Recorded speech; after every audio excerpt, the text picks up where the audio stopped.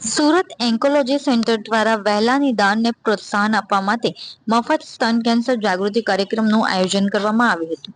સ્તન કેન્સર જાગૃતિ મહિનો ચાલી રહ્યો છે ત્યારે સુરત એન્કોલોજી સેન્ટર દ્વારા યુનિવર્સલ સુપર સ્પેશિયાલિટી હોસ્પિટલના CME હોલમાં સ્તન કેન્સર જાગૃતિ કાર્યક્રમનું આયોજન કરવામાં આવ્યું હતું. આ કાર્યક્રમમાં તમામ મહિલાઓ માટે મફત થર્મોગ્રાફી સ્તન સ્ક્રીનિંગ પરીક્ષણો કરવામાં આવ્યા હતા. આ દરેક પરીક્ષણની કિંમત 5,000 રૂપિયા છે. સુરત ઓન્કોલોજી સેન્ટરના મેડિકલ ઓન્કોલોજીસ્ટ ડોક્ટર અંકિત પટેલે જણાવ્યું કે વર્લ્ડ હેલ્થ ઓર્ગેનાઇઝેશન અનુસાર સ્તન કેન્સર એ વિશ્વભરની સ્ત્રીઓમાં સૌથી સામાન્ય રીતે નિદાન કરાયેલ કેન્સર છે. તે ભારતમાં સ્ત્રીઓમાં કેન્સરના સૌથી સામાન્ય સ્વરૂપોમાંનું એક છે, જેમાં દર વર્ષે 2 લાખથી વધુ કેસ નિદાન થાય છે. ભારતમાં વાર્ષિક અંદાજે 70,000 સ્તન કેન્સરના દર્દીઓ મૃત્યુ પામે છે, જે મોટાભાગે મોડા તબક્કાના નિદાનને કારણે થાય છે.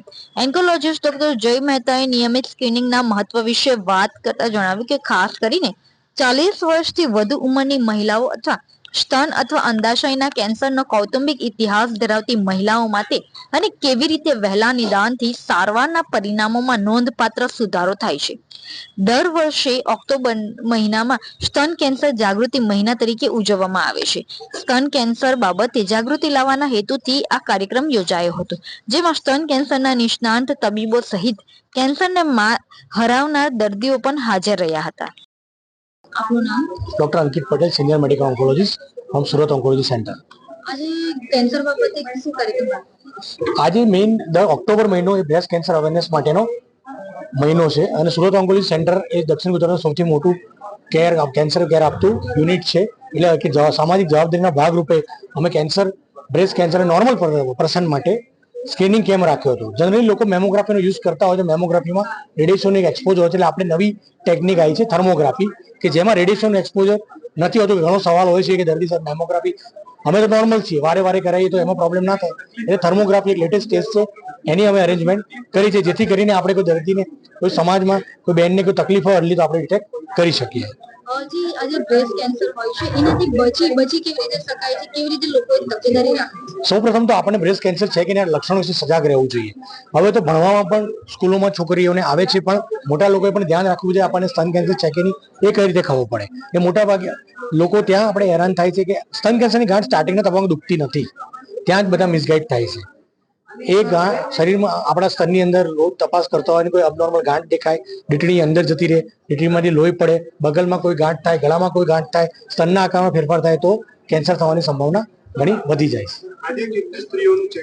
આજે 200 જેટલી સ્ત્રીઓનું ચેકઅપ થયું છે સવારથી અત્યાર સુધીમાં, અને નોર્મલ પર્સન માટે જનરલી આ કેમ્પ હતો. Free of cost. નમસ્કાર, મારું નામ ડૉક્ટર જય મહેતા છે. હું કન્સલ્ટન્ટ મેડિકલ ઓન્કોલોજીસ્ટ છું અને આજનો અમારો જે સુરત ઓન્કોલોજી સેન્ટરનો પ્રોગ્રામ છે તે સ્પેસિફિકલી બ્રેસ્ટ કેન્સરના દર્દીઓ માટે થયો છે, કેમ કે ઓક્ટોબર મહિનો એ બ્રેસ્ટ કેન્સર અવેરનેસ મંથ તરીકે ઉજવવામાં આવે છે. આપણને બહુ સારી રીતે ખબર છે કે બ્રેસ્ટ કેન્સર જે છે તે ઇન્ડિયામાં મહિલાઓમાં એક સૌથી ઝડપથી ઉભરતું કેન્સર તરીકે આવ્યું છે અને મોટાભાગના કેસીસ જે પણ મહિલાઓમાં જોવા મળે છે કેન્સરમાં, તેમાં બ્રેસ્ટ કેન્સરનું પ્રમાણ સૌથી વધારે છે.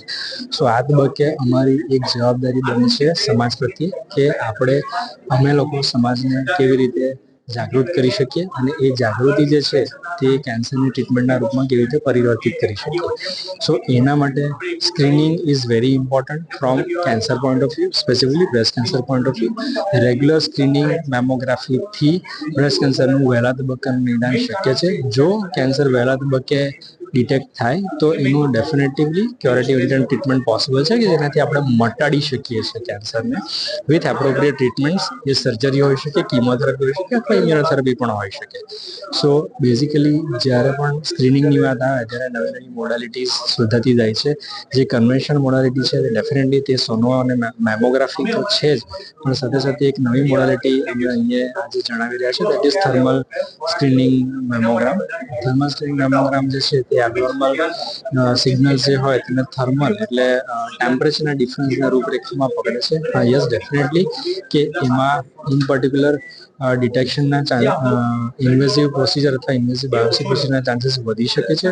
બટ જો એ 10 પેશન્ટમાંથી ફક્ત 2 પેશન્ટ કે 3 પેશન્ટને પણ જો એનું નિદાન થઈ જાય તો એ સમાજ માટે અથવા એ વ્યક્તિ માટે ઘણું હેલ્પફુલ બની શકે છે કે એ વ્યક્તિ માટે તો એ કેન્સરનું નિદાન થયું એ 100% જ ગણાય. आपका नाम? मेरा नाम कमलेश कंवर राजपूत है।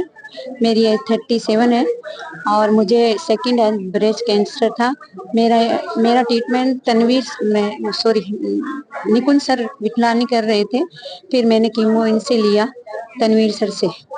उन्होंने अच्छा ट्रीटमेंट दिया, बहुत अच्छी बात है। मेरा ब्रेस्ट कैंसर ठीक भी हो गया, सेकंड स्टेज, और एकदम सही है। ब्रेस्ट भी अच्छा है और मैं भी अब ठीक हूँ, एकदम ओके हूँ।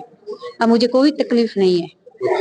मैं इनको ऐसी सलाह दूंगी कि भाई मैं सेकंड स्टेज ब्रेस्ट से मैं जीत कर आई हूँ, तो आप भी लड़ाई फाइटर हो सकते हो, उससे जीत सकते हो आप कैंसर से। और कैंसर ऐसी नहीं है, डरने वाली बात नहीं है। ये इससे ना, ये सही है। ऐसे हाँ बीमारियां हैं, कैंसर से हम जी सकते हैं। पहले दवाई नहीं थी, अब पूरी दवाई भी आ गई है और डॉक्टर इलाज भी कर रहे हैं, अच्छा है। अब हमने सुना है कि रूस में भी वैक्सीन आ गई है, वो दवाई आई है, तो वो पूरा इलाज होगा।